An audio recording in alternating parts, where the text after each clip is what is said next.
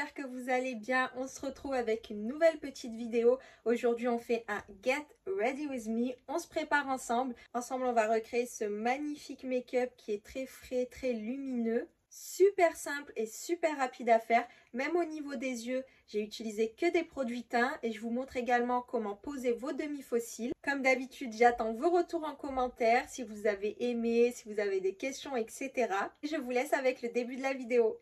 Allez, c'est parti, on va pouvoir commencer à se préparer ensemble.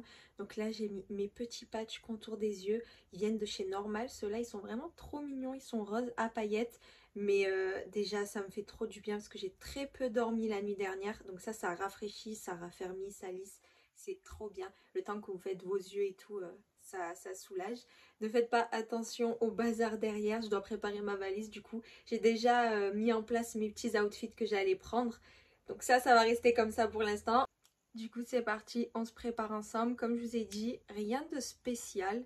Je vais faire mes sourcils assez naturellement comparé à la dernière fois. Ce qui va changer, c'est que je ne vais pas les nettoyer en dessous. Ça, c'est vraiment genre les sourcils que je fais pour tous les jours. Et comme d'habitude, désolée, je vais souvent regarder là. C'est parce qu'il y a le retour caméra. Donc du coup, je prends mon petit crayon NYX et je commence à faire des petits traits en bas. Je fais des petits traits droits comme ça sur l'avant. Et voilà. Là maintenant, je brosse. Et je vais faire pareil de l'autre côté. Ensuite, toujours avec mon petit gel à sourcils Got2b, je viens les fixer. Ensuite, je mets un petit peu d'anti-cerne, juste une pointe comme ici, et j'estompe au pinceau. Donc je fais pas comme la dernière fois avec un petit pinceau plat venir vraiment bien nettoyer mon dessous de sourcil parce que je veux garder quelque chose d'un petit peu plus naturel. Ça c'est juste en fait pour enlever un petit peu tout ce qui est veine sur les paupières, d'avoir un côté un peu plus clean, un peu plus propre. Une fois que j'ai estompé, j'applique un voile de poudre légèrement pour fixer et pour éviter qu'ensuite ça file entre les plis. Si jamais vous avez remarqué que votre fard à paupières file entre les plis au fur et à mesure de la journée, c'est parce que soit vous avez pas du tout fixé avec une poudre ou soit vous avez mal fixé. Donc n'hésitez pas à bien tapoter comme ça avec la poudre, ce qui fera qu'en fait votre make-up des yeux va durer toute la journée et ne va pas bouger. Donc première étape pour notre petit look des yeux, je vais appliquer mon bronzer dans mon creux de paupière ici et je termine vers l'extérieur ici comme si ça allait un petit peu connecter mes tempes après quand je mettrai le bronzer ici, vous voyez. Hop, ça va me donner un côté lifté. Et du coup, on va créer ce look des yeux avec uniquement deux produits. Donc premier produit, c'est notre bronzer. Et deuxième produit, on va mettre de l'highlighter au centre de la paupière. Comme ça au moins, vous voyez qu'on peut créer un joli look des yeux sans palette de fard à paupières. Et maintenant, je prends mon petit highlighter, donc c'est le Orgasm de chez NARS. Il est vraiment trop joli celui-ci, il est très pigmenté. Je le prends avec mes doigts, comme ça je vais avoir encore plus de pigmentation. Regardez, il est trop canon. Et je vais l'appliquer sur ma paupière mobile. Donc je commence au centre. Vous avez vu comme il est pigmenté? Il est trop beau. Et je vais estomper parce que je veux quelque chose d'un petit peu plus soft quand même. Donc je tapote d'abord vers le coin interne ici, puis vers le coin externe à la fin de l'œil. Je tapote. Je n'hésite pas à monter un tout petit peu plus haut que ma paupière mobile naturelle. Comme vous voyez, moi ici, mon pli, il est là. Donc pour agrandir mon regard, je vais aller juste un tout petit peu plus haut. Ça, c'est une très très bonne technique. Si vous avez les paupières un petit peu style asiatique ou des petites paupières tombantes, n'hésitez pas à tricher. Tout est une question de contouring. Là, on est en train de faire un contouring, c'est-à-dire qu'on a mis une couleur foncée juste à notre creux de paupière pour l'intensifier et une couleur claire sur notre paupière mobile pour l'agrandir. Ensuite, je reprends mon petit pinceau estompeur sans rien dessus et j'estompe les deux pour que ça se fonde un petit peu mieux. Et voilà pour les yeux, donc vous pouvez soit vous arrêter là, mettre du mascara. Moi ce que je vais faire c'est que je vais mettre demi-faux cils et mascara, mais vous pouvez aussi faire un petit trait de liner, c'est super joli. Je vais vous montrer rapidement comment je mets mes demi-faux cils. Donc si jamais, j'ai déjà un petit tuto sur Insta, mais je vous remontre. Vous prenez votre demi-faux cils, si vous n'en avez pas, que vous voulez cet effet vraiment fossiles uniquement en coin externe, vous prenez votre bande de fossiles et vous coupez l'extrémité du fossile. Ensuite, moi j'applique ma colle, celle-ci c'est la Duo, elle est vraiment trop bien, elle colle très bien, elle fait pas de problème aux yeux et tout, je l'aime vraiment beaucoup. La colle est blanche, dès qu'elle va devenir un petit peu transparente, c'est qu'elle est presque sèche et c'est là que je vais pouvoir appliquer mes demi-fossiles. Et si je pose mon fossile sans attendre qu'il sèche, du coup la colle va glisser et ne va pas adhérer, donc il vaut mieux attendre qu'elle sèche, qu'elle soit vraiment collante. Donc ça c'est un bon indicateur, la couleur. Là pour l'instant c'est pas sec et dès que ce sera transparent, ce sera presque sec, on pourra les mettre. Donc voilà, là j'ai mis un tout petit peu de mascara uniquement en coin externe. Mon fossile est presque sec, je vais pouvoir le placer. Et je vais tout simplement venir le déposer au coin externe. Voilà, vous voyez, et là comme la colle a eu le temps un petit peu de sécher, elle est vraiment collante. Elle a adhéré tout de suite. Et voilà le résultat pour les yeux, vous avez vu, c'est super soft, super joli, hyper facile à faire. Même les demi-fossiles, vous pouvez facilement les poser, n'ayez pas peur. Et en fait, ce qui est bien avec les demi-fossiles, c'est que même sans liner, vous avez ce côté lifté. En fait, vous voyez, c'est comme si j'avais fait un petit trait de liner en dessous. C'est pour ça que j'aime vraiment beaucoup les mettre. Donc là, c'est parti, on passe au teint. Donc là, déjà, premièrement, niveau teint, on va tester cette nouvelle base de chez ELF. Je l'avais achetée à Londres et d'ailleurs, je vous l'ai présentée dans ma première vidéo YouTube qui était le haul Londres. Elle s'appelle la Poreless Primer. Donc c'est une base en forme de pâte et on va tout simplement prendre du produit comme ça. Donc voilà ce que ça donne et on va un petit peu masser au niveau des pores, hein. On va regarder ça tout de suite. Alors là, je me regarde dans le miroir. Je vois une petite amélioration. Je pense pas que ça se verra à la caméra. Mais on voit une petite amélioration au niveau des pores. Ah oui aussi, si jamais vous vous demandez pourquoi j'ai le corps plus bronzé que le visage, je me suis mis de l'autobronzant hier et maintenant c'est terminé le soleil pour moi, du coup voilà. Et maintenant on va tester cette nouveauté de chez NYX. Ça fait un moment que je l'ai acheté et ça fait un moment que je dois le tester aussi. Donc c'est pareil, encore dans cet esprit de flouter, lisser le grain de peau. Donc le fond de teint effet flouté. J'ai pris la teinte Golden. C'est pas ma teinte chez NYX, mais il n'y avait pas d'autre teinte. Donc déjà, on va voir niveau teinte ce que ça dit. Je pense qu'il y a moyen que ce soit bon. Je vais d'abord l'étaler avec mon pinceau. Ouf, il me paraît hyper jaune. Ah ouais. En fait, le problème avec ce fond de teint, j'avais vu déjà des revues dessus, c'est le sous-ton. Bon, après avec l'anti-cerne et le bronzer, ça va le faire, mais c'est pas le genre de fond de teint que vous pouvez mettre tout seul. Ça va pas vous faire effet peau nue, vous voyez, comme le Charlotte Tilbury par exemple. Je peux le mettre tout seul, le Beautiful Skin. Il n'y a pas besoin de bronzer ou d'anti-cerne pour apporter un petit peu de contraste et que ce soit un petit peu plus portable. Donc voilà, j'ai fini de l'appliquer sur une partie du visage. Donc comme je vous ai dit, il est très très jaune. Ça va pas être le fond de teint qu'on peut mettre sans rien d'autre. Là, je suis obligée vraiment de venir mettre anti-cerne, contouring pour réapporter un petit peu de dimension au visage et que ce soit un peu plus fondu, on va dire. Autrement, le fini est très lumineux. Au niveau de la couvrance, il est plus couvrant que le Beautiful Skin de Charlotte Tilbury. Donc un peu plus couvrant qu'un fond de teint style naturel pour tous les jours. Et maintenant, je vais bien regarder au niveau de l'effet floutant qu'il promet. Je me suis bien regardée au miroir et je vois pas trop d'effet floutant en fait. Bon après, j'ai pas les pores hyper dilatés et tout ça. Maintenant, j'ai une bonne routine qui fait que déjà, j'ai plus ce problème-là. Mais je vois pas spécialement un effet floutant. Autrement, c'est sûr que c'est un joli fond de teint. Alors, je termine maintenant d'estomper avec l'éponge et... En fait, j'ai l'impression qu'il fonctionne mal avec le primer de chez ELF en dessous parce que j'ai l'impression qu'il s'accroche mal à la peau. Donc je retesterai avec ma routine habituelle et je vous dirai.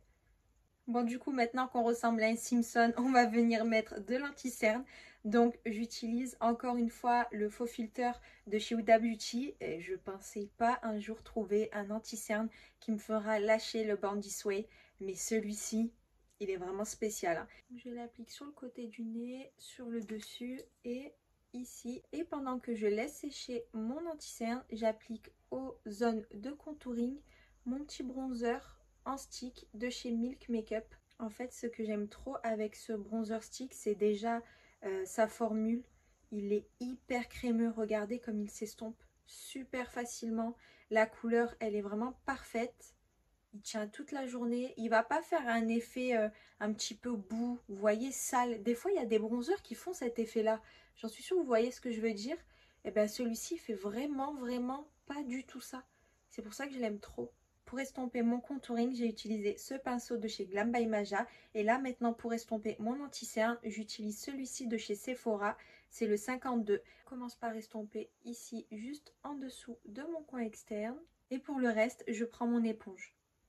Comme la dernière fois, comme j'ai pas mis vraiment d'anti-cerne en dessous de mon œil, je pars du côté de mon nez et je vais rejoindre mon coin externe comme ça, parce que j'en ai pas besoin. Comme j'ai laissé sécher, ça a bien maximisé la couvrance. C'est pour ça que c'est mieux de laisser sécher son anti-cerne, les filles, comme ça au moins vous en utilisez moins. Il va pas filer entre les ridules et il va se fixer quasiment tout seul en fait. Et une fois que j'ai fini d'estomper mon dessous d'œil, avec ce qui me reste du coup sur mon éponge, je vais venir apporter un petit peu de lumière au centre de mon front, comme ça.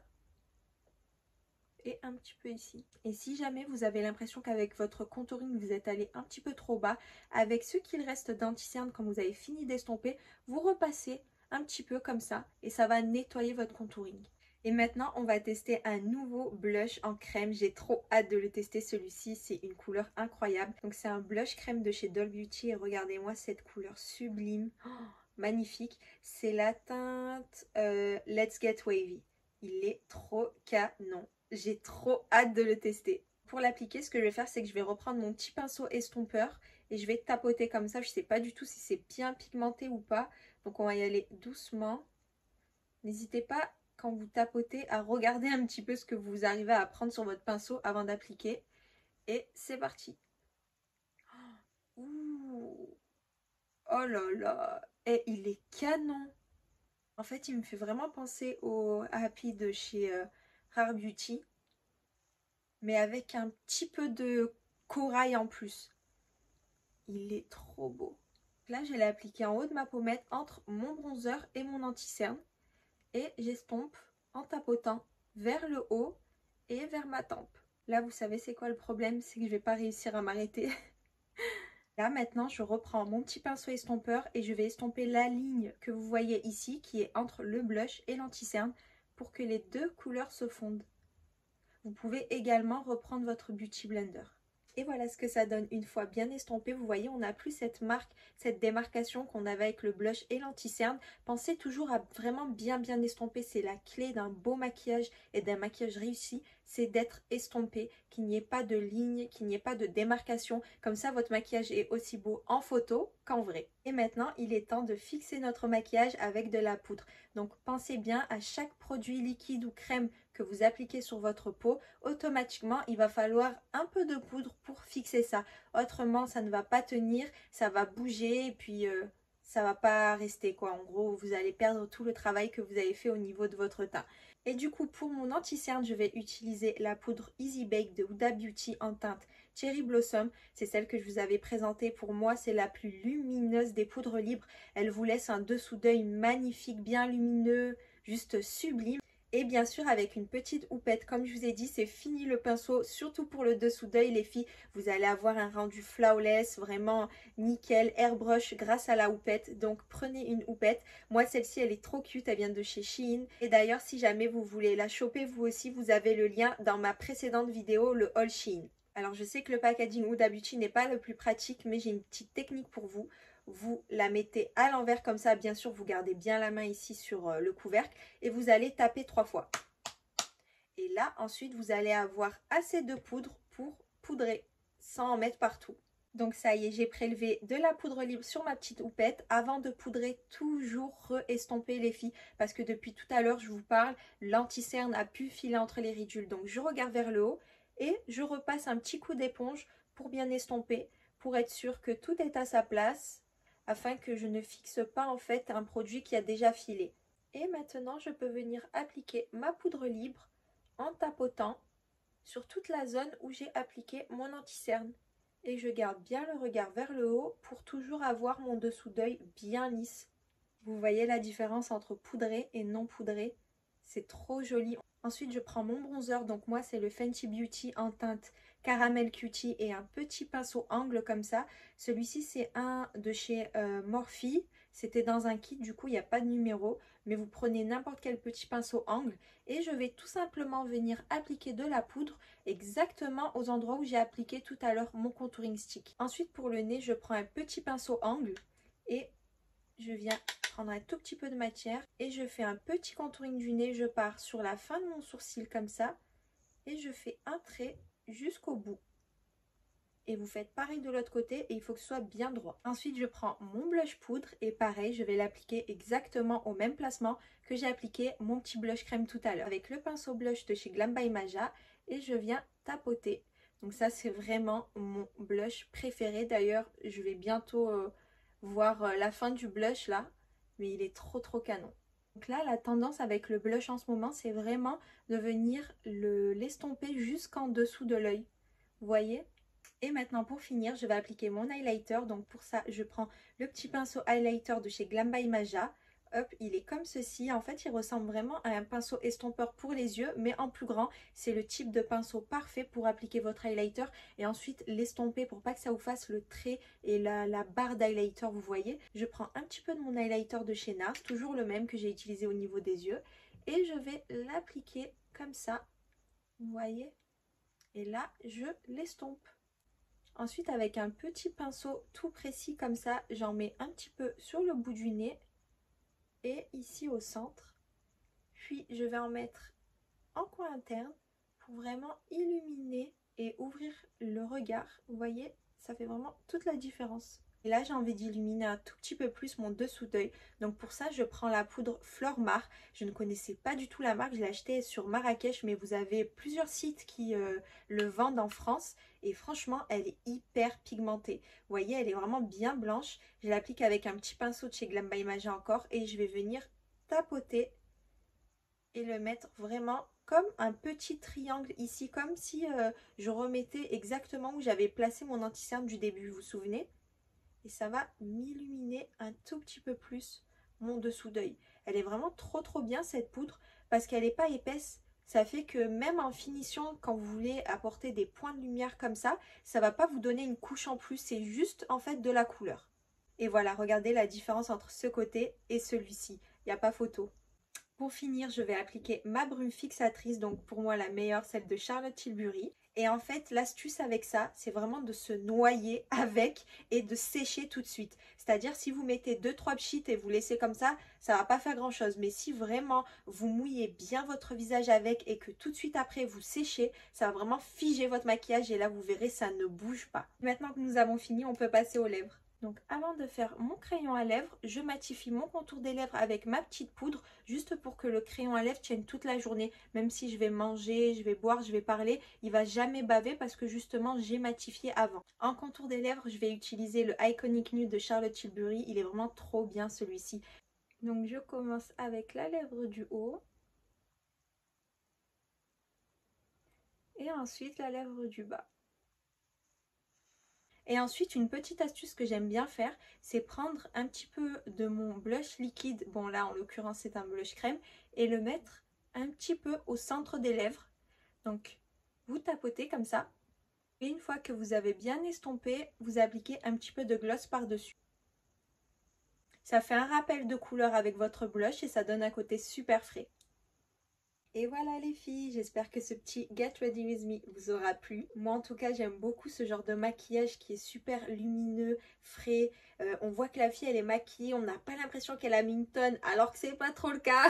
En tout cas je vous remercie d'avoir regardé. Si jamais vous avez des questions sur un produit, sur une teinte, sur un pinceau que je n'ai pas précisé, n'hésitez pas à me le laisser en commentaire, je vous répondrai très rapidement. N'oubliez pas de liker, commenter, partager si vous avez aimé la vidéo et de vous abonner si ce n'est pas déjà fait. Et moi je vous dis à dimanche prochain pour une nouvelle vidéo.